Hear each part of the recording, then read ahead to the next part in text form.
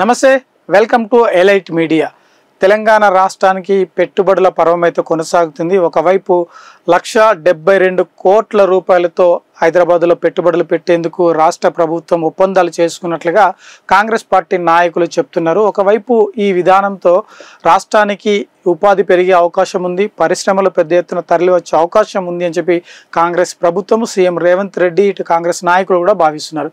ఇదే విషయం పైన ప్రతిపక్ష పార్టీ బీఆర్ఎస్ నాయకులు పూర్తి స్థాయిలో హేళన చేస్తూ వారు ఎటువంటి పెట్టుబడులు వచ్చాయి ఏంటి అని చెప్పేసి వాళ్ళు కడుపు మంటతో వారి జీర్ణించుకోలేని పరిస్థితులు ఉన్నామని చెప్పి ఎమ్మెల్సీ బల్మూరు వెంకట్ మరి ఆరోపణలు చేయడం జరిగింది. అందులో భాగంగా వారికి ఒక చురుకలు అంటించారు. వారి కడుపు మంట తీరాలంటే వారికి కావాల్సిన హీనో ప్యాకెట్లు మేము కొరియర్ చేస్తున్నామంటూ చెప్పి ఆయన ఒక వాళ్ళని ఎద్దేవా చేస్తూ దాన్ని ఒక మాటలు కూడా పలకడం జరిగింది.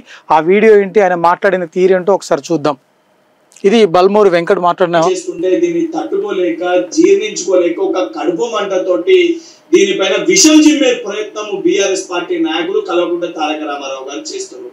వారి యొక్క కడుపు మంట తగ్గాలి, వారి యొక్క జీర్ణించుకునే తత్వం పెరగాలనే ఉద్దేశంతో డైజెస్ట్ ద గ్రోత్ అనే ఒక క్యాంపెయిన్ రన్ స్టార్ట్ చేస్తూ ఈరోజు ఈనో బాక్స్ ని, ఈనో ప్యాకెట్లని కల్వకుంట్ల తారక రామారావు గారింటికి, కల్వకుంట్ల చంద్రశేఖరరావు గారింటికి నేను కొరియర్ చేస్తున్నా.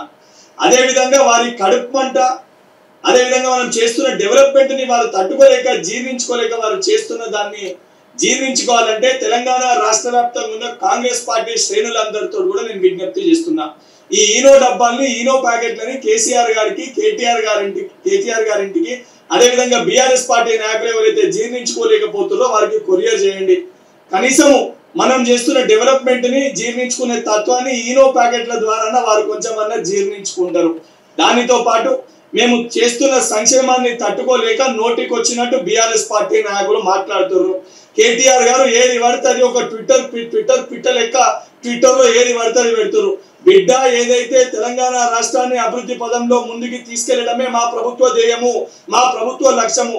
దాన్ని అడ్డుకునే ప్రయత్నం చేసినా, మా కాళ్ళల్లో కట్టెలు పెట్టే ప్రయత్నం చేసినా గుడ్డలు కూడా తీసి కొట్టే పరిస్థితి ఉంటుందని చెప్పని కల్వకుంట్ల తారక రామారావు గారిని బీఆర్ఎస్ పార్టీ నాయకులని హెచ్చరిస్తున్నా. ఓకే, చూసాముగా.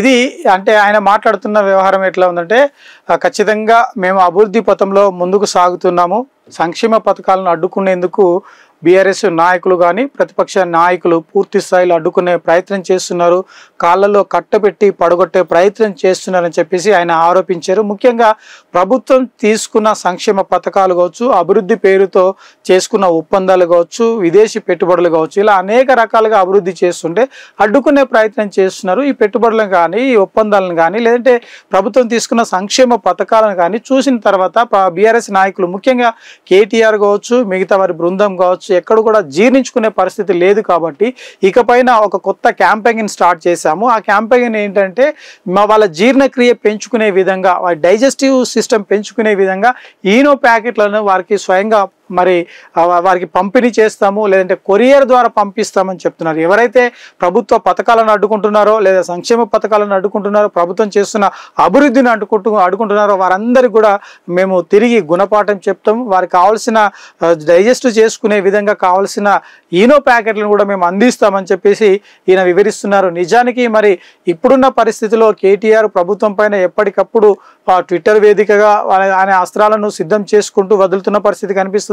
ప్రత్యక్షంగా పోరాటం చేస్తూ రైతుల ద్వారా కావచ్చు, లేదంటే రుణమాఫీ కావచ్చు, లేదంటే మహిళలు కావచ్చు, ఇలా డిఫరెంట్ వేలను ఎంచుకొని వారు పోరాటం చేస్తున్న పరిస్థితి కనిపిస్తుంది. వాటన్నిటి కూడా ఆయన కౌంటర్ ఇవ్వడం జరిగింది. రాబోయే రోజుల్లో ఎవరైతే ప్రభుత్వ చేపట్టిన పథకాలను అడ్డుకుంటారో, లేదంటే ఒప్పందాలను అడ్డుకుంటారో, అభివృద్ధిని అడ్డుకుంటారో వారందరికీ కూడా మేము గుణపాఠం చెప్తామని మరి ఈ బల్మూరి వెంకట్ కూడా వివరించడం జరిగింది. ఇలాంటి పరిస్థితులు మన భవిష్యత్తులో ఉంటావా, లేదంటే ఎదురుదాడి తిరిగి బీఆర్ఎస్ నాయకులు ఎదురుదాడి తిరుగుతారా, లేదంటే ఇప్పటికే తోక ముడుచుకొని ఉంటారన్నది కూడా చూడాల్సి ఉంది.